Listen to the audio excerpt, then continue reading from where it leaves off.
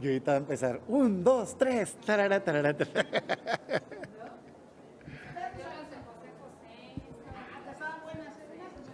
Pero, y estaba uno como de ópera que cantaba bastante bien, porque como que siempre tengo abiertas mis ventanas acá en el sexto piso. Y estaba yo y dije, bueno, mira. ¿O será que andamos contentos el día de hoy? Ustedes me dicen. Muchas gracias. El día de hoy hay una extraordinaria noticia para México. La Suprema Corte de Justicia de la Nación declaró inconstitucional, es decir, ilegal, la militarización de la seguridad pública en este país. ¿Por qué digo esto? Porque acaba de declarar inválidos, ilegales, inconstitucional los artículos de la Ley de la Guardia Nacional que le daban el control total de la Guardia, operativo, territorial, nombramientos, todo al Ejército Mexicano. Esta es una gran noticia por varios motivos. Primero, porque es un fracaso evidente la política de militarización en nuestro país, no solo de este gobierno, sino de los últimos sexenios. Fracasó con Calderón, fracasó con Peña y fracasó estrepitosamente con López Obrador. Tenemos que acabar con eso ya. Tenemos más de 150,000 asesinatos en este gobierno de López Obrador con los militares a cargo de la seguridad pública. Basta, no funciona. Y segundo, es una buena noticia porque tenemos corte. 8 ministras y ministros mostraron una valentía en defender la Constitución. La verdad, las cosas es que no había para dónde hacerse.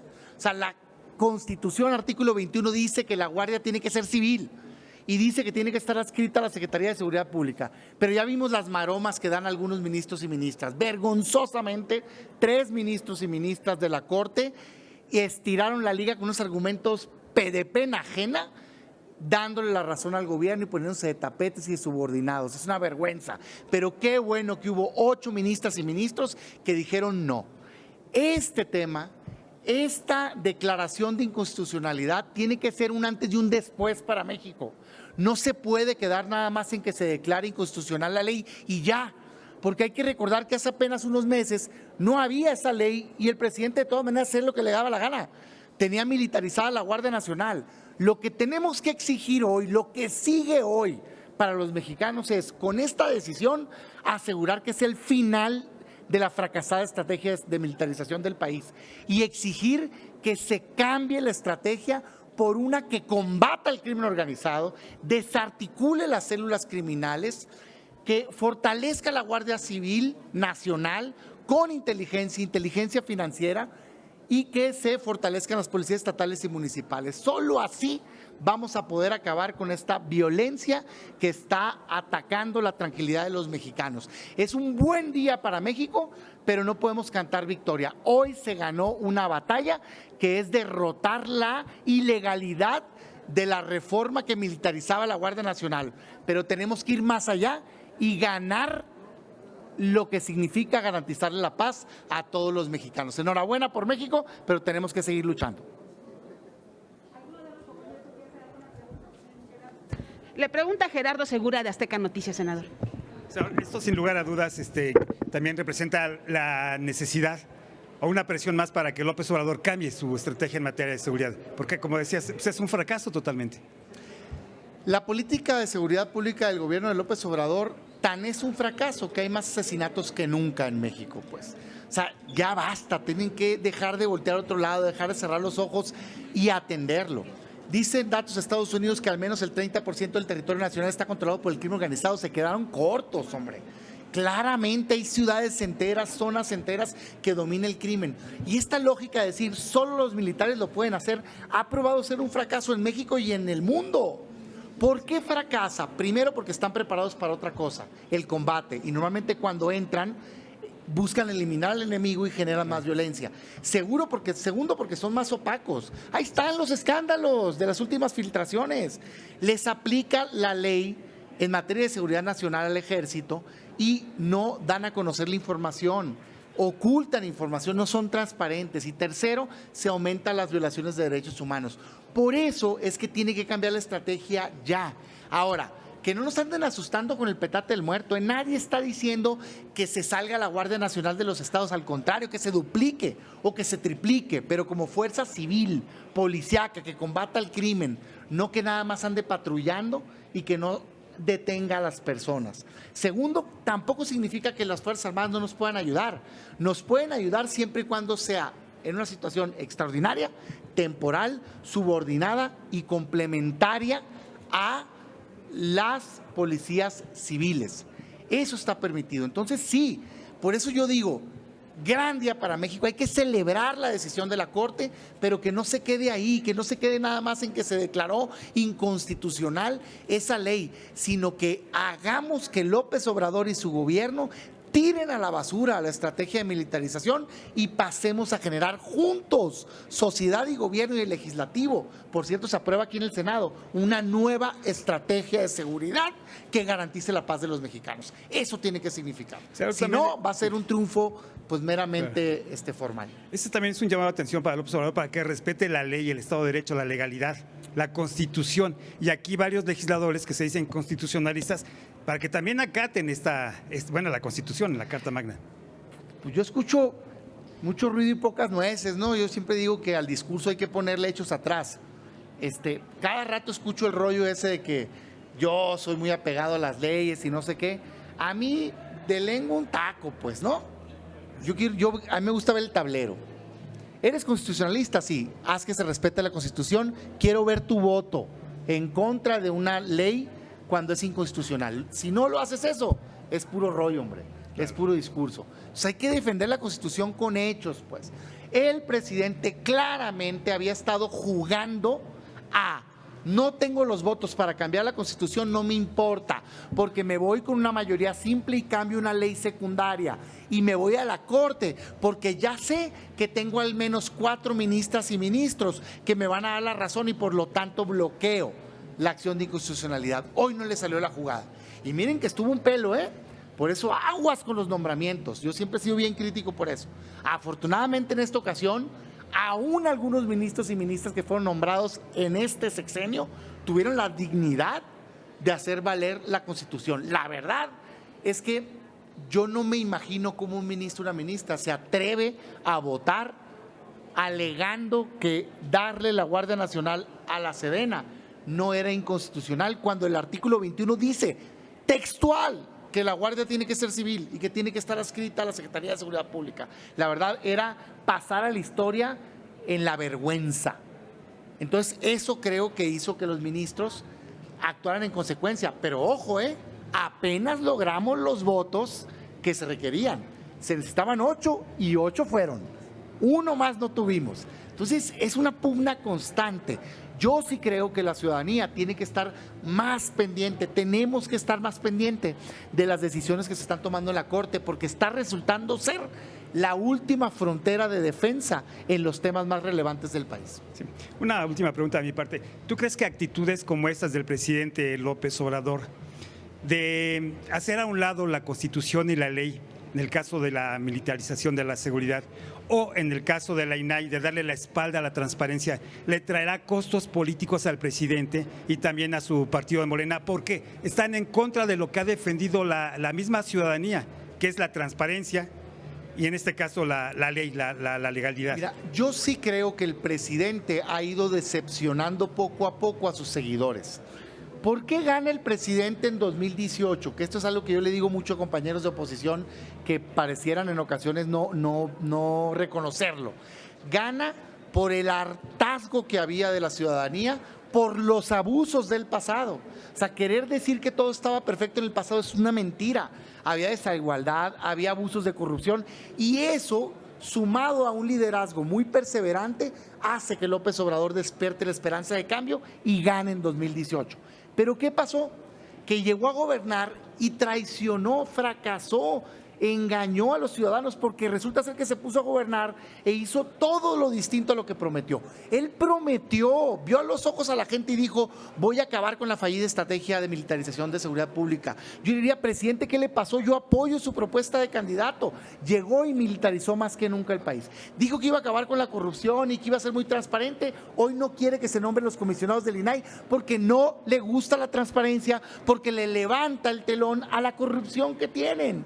Y así me puedo ir uno a uno. Una promesa fallida que dijo que iba a dar mejor servicio de salud. Vean los millones de recetas que no se tienen atendidas. Es decir, hay un fracaso absoluto del gobierno. Entonces, sí creo que el presidente engañó a los mexicanos y poco a poco se están dando cuenta del gobierno fallido que tiene. Él sigue siendo popular en lo personal, pero su gobierno ya poco a poco está siendo reprobado por los ciudadanos.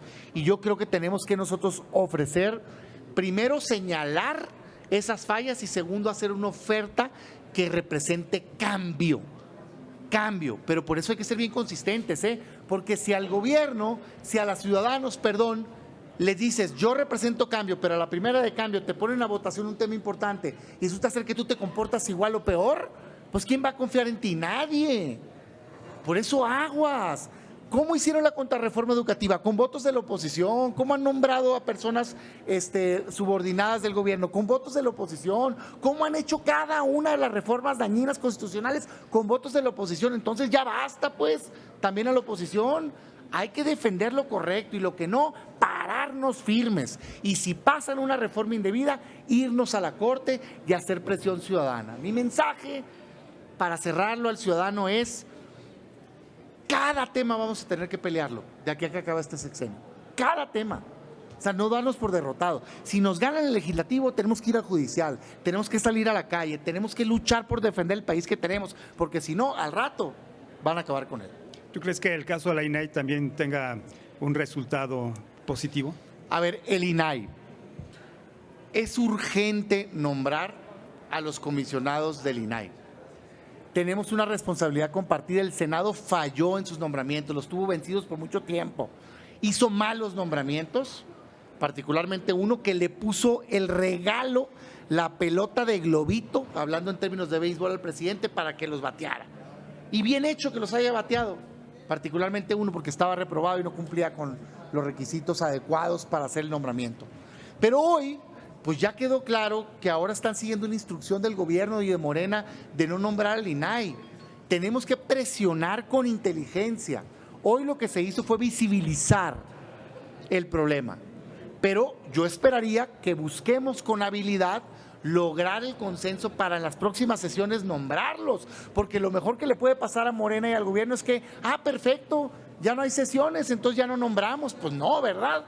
Entonces hay que tener esa habilidad de tratar de presionar de la manera más inteligente para lograr esos nombramientos. Al mismo tiempo, Poder Judicial, hay amparos, hombre, que ya tienen los llamados al Senado, eso tenemos que seguirlo impulsando. Exigirle a la Corte también que ya, ¿qué pasó con la controversia? No ha sido para atender el asunto y ver si se ameritan medidas cautelares. Tendría que la ministra, qué casualidad, ¿verdad? ¿Quién lo tiene? Que no lo ha querido resolver. Tendrían que decir, a ver, tú, INAI, te doy cautelar para que sesiones en tanto el Senado cumple con su responsabilidad. Tú, Senado, te doy tantos días para que nombres y si no, voy a nombrar yo por insaculación Poder Judicial y a ti te voy a destituir. Verás qué rápido se arregla el asunto. Es que ya basta de rollos, pues. Llegó el momento de resolver. Yo sí creo que el tema del INAI lo tenemos que llevar a la última consecuencia. Y si cuesta que destituyan senadores y senadoras, pues que los destituyan, porque no están queriendo cumplir con su responsabilidad. Ahí están las calificaciones, ahí están los 5 mejores, 5 mejoras. Los que sean de esos tienen la capacidad para poder estar ahí y garantizar transparencia. Queda claro, hombre. Hoy el presidente lo dijo. Ya quiere ahora que dependa de otra instancia del gobierno. No le gusta la transparencia, no quiere que se conozca la información de lo que están haciendo mal. Pero además parece que tampoco hay viabilidad en ese sentido. Ya por último, ¿cómo presionar? ¿Qué decirle a la Corte? Porque con Loreta Ortiz, pues yo creo que va a estar complicado. Entonces, ¿qué hacer en este caso para destrabar en la Corte también esta situación? en buen sentido de la palabra. Mira, a mí comúnmente cuando voy con órganos de sociedad civil y demás, me preguntan qué podemos hacer. Es una pregunta bien recurrente. Y yo les digo defensiva y ofensiva. ¿A qué me refiero? En defensiva es evitar que nos metan más goles, o sea, que nos hagan más daño, ni una sola reforma más, ni un solo acto indebido más. Y eso implica elevar el costo político a los tomadores de decisiones. ¿Quiénes? En una primera instancia los legisladores, porque muchas de las cosas que nos quejamos salieron de aquí y todo el mundo se hace, ay no, qué mal, pero bien que votan pues, ahí estuvo, ya ni un voto indebido. Lo mismo aplica para la Corte, es levanta la presión, visibiliza el tema. A ver, ministra, ¿cómo que te fuiste de vacaciones teniendo un asunto tan importante en tus manos que no podías haber propuesto una medida cautelar? ¿No te pareció relevante que el órgano máximo de transparencia esté sin poder atender los temas? Y tú que te das un tiempo, por favor, como igual de responsable fue el Senado, igual de irresponsable. No, ya nos vamos. No urge el nombramiento, por favor. Entonces, si se visibiliza y se levanta el costo, son seres humanos, todos sentimos la presión. Yo no digo que forcemos la decisión de un lado a otro, pero tiene que haber una resolución pronta. Ese es mi consejo al ciudadano: defensiva, presión política, visibilizar los temas, exigencia de buen actuar. Y ya en términos ofensivos, pues tenemos que presentar la mejor alternativa posible para en el 24 poder cambiar las cosas. Muchas gracias, senador. Le pregunta ahora Karina García, de Expansión. Senador, quisiera preguntarle, dice usted, qué bueno que nos corrigió la plana el presidente, pero ¿no se arrepiente después de lo que pasó, pues que hoy estemos en la situación en la que estemos? Digo, no se debe a usted que él lo hizo, pero pues parece que las acusaciones que hicieron usted y también otros morenistas respecto a que hubo un toma y daca, pues fue lo que pesó en la decisión de veto que aplicó. Me parece a mí que ese discurso de que el Senado, la parte del Senado que nos quejamos de que hayan puesto a una persona reprobada en la evaluación que nosotros mismos nos dimos, el segundo peor evaluado, ese discurso de le dieron el pretexto al presidente es de veras simplista más no poder. El presidente siempre iba a tratar de evitar que se nombrara el INAI. Tan es así que ya les dieron instrucción, hombre. Pero le hiciste más fácil que lo hiciera. ¿Por qué? Porque le diste todo el discurso. Es que tiene razón el presidente. Oye, se repartieron, mira qué bribones, pusiste al más reprobado y tú te llevaste a alguien cercano a ti, fue un reparto de cuotas. Pues es que, por Dios, pues, sé tú más astuto. Si ya sabes que el presidente está en ese plan, nombra a los mejores para que hubiera sido imposible que el presidente justificara ese veto. Y si lo hubiera vetado, que tú hubieras tenido la manera de decir, oye, es que no tiene razón el presidente, son los mejores calificados, ¿por qué lo vetaste? Tú políticamente hubieras tenido y éticamente hubieras tenido la razón, pero no, hombre, se quisieron repartir, hombre, esa es la verdad. Segundo, mira nomás, y el año vencido que tenían los nombramientos, que esa responsabilidad de quién fue, del Senado de la República, hombre. ¿Dónde estaban los nombramientos? En el Senado de la República. Ya sabíamos desde el día 1 que el presidente tiene derecho a veto. Nombra a los mejores, los veta, nombra a los segundos mejores, los veta, nombra al tercer mejor tú. Se acabó. Lo que pasa es que no quieren quedarse con gente subordinados, incondicionales, pues chinteguas, es que eso es lo que tiene que cambiar en México, ¿no? Entonces yo eso es lo que veo. Ahorita lo vamos a solucionar. Desgraciadamente creo yo que lo va a solucionar el Poder Judicial. Qué pena por el Senado, pero creo que eso es lo que va a pasar. Al final el Judicial le va a corregir la plana al Senado. Yo diría, tratemos de que eso sea lo más rápido posible. El Poder Judicial, la Corte, con esta controversia que está en manos de una ministra, pues que sobre la cual pesan dudas, o los juzgados vía este amparo, los dos amparos en realidad, el del Consejo Consultivo o el de Yadira Alarcón. ¿Y cuál es la situación en la que está ya el Senado? ¿Se podría hablar de que ya hay desacato o solo incumplió una suspensión provisional? Mira, parte del problema es que el Senado, la mesa no ha sido, el presidente no han sido transparentes con el resto del Senado y no han informado exactamente en qué estado está. El conocimiento externo que tengo es que van dos notificaciones que le hace ya el juzgado de distrito en materia de amparo, pues a el Senado, en donde le ordena que resuelva y que le informe que ha resuelto. El Senado se está haciendo el vivo y está contestando que no, que ya había nombrado en una primera instancia. El juez te estaba diciendo, ya con el conocimiento de que habías nombrado en una primera instancia, te habían vetado, ¿no? Entonces yo creo que ese juez, ese juzgado, se va a cansar así de rápido. Y espero y creo que lo que sigue es que viene una notificación mucho más contundente de ese juzgado. Y yo nada más como abogado le quiero recordar a los senadores y senadoras que están jugando con fuego, porque la ley de amparo es fuerte y le da posibilidad desde la amonestación, multa económica, hasta la destitución de funcionarios. Cuidado con seguirse haciendo el vivo, seguirse haciendo los vivos, porque no se está haciendo ningún acto que demuestre al tribunal que verdaderamente se está intentando el consenso. Ni siquiera se ha puesto a votación del Pleno. Y eso es la responsabilidad ahorita de la mayoría en la Jucopo, ¿eh?